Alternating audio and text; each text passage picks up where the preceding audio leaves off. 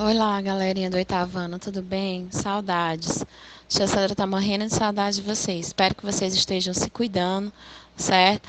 Mas para que nós não atrasemos nosso conteúdo, nós vamos aí para a aula sobre as revoluções inglesas que nós estamos estudando, certo? Só que a aula de hoje nós vamos falar sobre a Revolução Puritana e Gloriosa. Então, sem perder tempo, vamos para o nosso primeiro slide. Vamos lá, motivos da Revolução Puritana. A Revolução Puritana ela ocorreu entre 1642 a 1651 e ela ocorreu devido a discordâncias econômicas entre o parlamento inglês e o rei Carlos I, certo?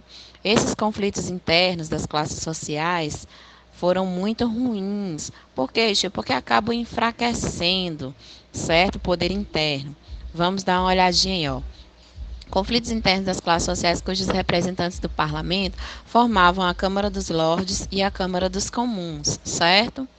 Mudança na prática das relações entre o rei e o parlamento, que agora virou disputa interna, ou seja, disputa entre o poder, né, do poder entre eles, perdão, e também entre os espaços políticos e econômicos. Vamos dar uma olhadinha no próximo slide, pessoal. Ó, Câmara dos Lordes e Câmara dos Comuns, só para vocês entenderem. Câmara dos Lordes representa os mais ricos da sociedade inglesa e controlavam a administração das províncias e da aplicação da justiça. Era composta pelos anglicanos, certo? A Câmara dos Comuns era formada pela alta burguesia e os gentlemen, certo? Representava de uma forma geral a burguesia mercantil, comerciantes marinhos e também o povo, ou seja, composta por puritanos, certo? Vamos aí no próximo slide observar o governo de Oliver Cromwell. Vamos aí começar. Ó. O governo de Oliver Cromwell. Oliver Cromwell, tenente-general, pertencente à Câmara dos Comuns, ou seja, ele era puritano, certo? Ele era integrante do grupo dos Cabeças Redondas, de religião puritana, e saiu fortalecido das batalhas de Mu e Naseb. Foi responsável pela queda e condenação de Carlos I, certo? E atacou os presbiterianos quando ele subiu ao poder, certo? Criou a Commonwealth, ou Commonwealth, me perdoem aí o inglês, que não está muito bem, certo? Minha pronúncia. E manteve apenas a Câmara dos Comuns. E é claro que isso gerou uma grande insatisfação, certo? Criou o ato de navegação, que dizia o quê? Que a exportação de qualquer mercadoria de países europeus tinha que ser realizada por navios ingleses.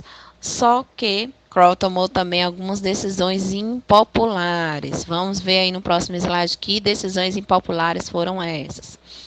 Decisões impopulares de Cromwell. Pesados impostos, principalmente contra a burguesia mercantil, baixos salários, fechamento do parlamento, claro que isso não agradou, certo? Em oposição aos Levelers, certo? E se autonomeou como Lorde Protetor, ok? O que acabou levando a outro desentendimento interno e a sua queda, certo? Com a sua queda, entra em ascensão aí o rei Carlos II, certo? E começa-se a Revolução Gloriosa. Vamos dar uma olhadinha aí, ó. A Revolução Gloriosa, ela ocorreu entre 1688 e 1689, com a chegada de Carlos II ao poder, certo? Ocorreu a consolidação da alta burguesia, a aristocracia, e restauração da monarquia. Só que Carlos II morreu e, com a morte dele, ocorreu a chegada do poder, ao poder, perdão, de Jaime II, que era seu irmão. Só que Jaime II é católico, né? E como católico, acabou, como vou dizer para vocês, é, beneficiando, certo, os católicos. Porque eu não sei se vocês perceberam que também aí há um desentendimento religioso entre eles, anglicanos, puritanos, presbiterianos e católicos, certo? Vamos ver algumas ações aí que o Jaime II acabou tomando. Próximo slide aí, ó. Ações de Jaime II. Cobranças de impostos e tributos a anglicanos, puritanos e presbiterianos, né? Como eu tinha mencionado anteriormente. Isenção de impostos à Igreja Católica. Indicação de pessoas ligadas à nobreza real para assumir cargos públicos e políticos, certo? perseguição política a pequenos comerciantes e o povo em geral, e todos esses motivos culminaram em um golpe de Estado. Lógico, né? Culminaram a um golpe de Estado que ficou conhecido como Revolução Gloriosa, que recebeu esse nome porque não ocorreu derramamento de sangue, certo? E essa revolução aí estabeleceu, né, entre o parlamento e Guilherme de Orange uma aliança. Então, com isso, Guilherme de Orange vai acabar assumindo o poder. Vamos ver aí no próximo slide como foi aí o governo de Guilherme de Orange, ok? E quem ele é. Próximo slide aí, ó. Guilherme de Orange. Guilherme de Orange, ele era protestante e rei da Holanda. Fez uma aliança com o parlamento inglês e era casado com Maria Stuart II, filha de Jaime II. Então, vamos dizer que ele sofreu um golpe aí familiar, né? Uma vez que Guilherme de Orange era casado com filha de Jaime II. Okay?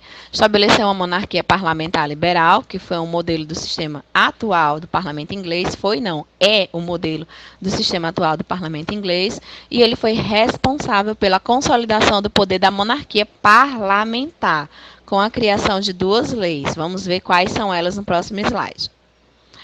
Guilherme de Orange criou a Toleration Act, ou Ato de Tolerância, onde a liberdade de prática e culto religioso, menos para a Igreja Católica, ok?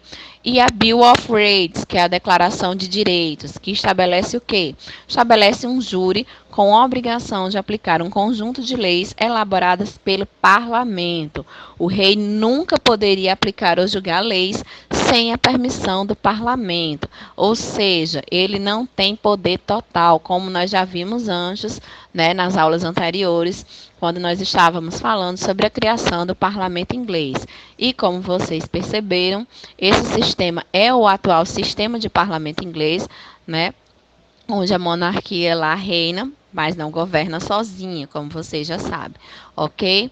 Então, espero que vocês tenham gostado da aula da tia Sandra. A gente fica por aqui hoje. Dúvidas, falem comigo no Skype e leiam um capítulo, ok? Para que nós possamos estar tirando nossas dúvidas aí. Saudades, pessoal. Muitas saudades de vocês. Até a próxima aula. Beijos para todos. Fiquem em casa.